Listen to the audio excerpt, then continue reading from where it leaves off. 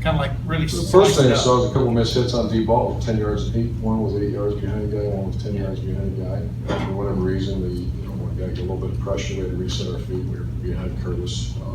James Clark was running up and down the sideline, and we were a little bit out of the pocket instead of being in the pocket. Those are two examples. We had a couple plays called where we ran poor routes too. I don't want to name names, but there are a couple names, a couple guys that just ran very poor routes. And that tends to, if you look up at the scoreboard, you're up by two scores in the second half. Our job is to win the game. We're playing very good defense. We have the best punter in America. I know it's not what everybody likes. I don't like it. But get out of that thing with a win and let's move forward and get better. And that's what happened.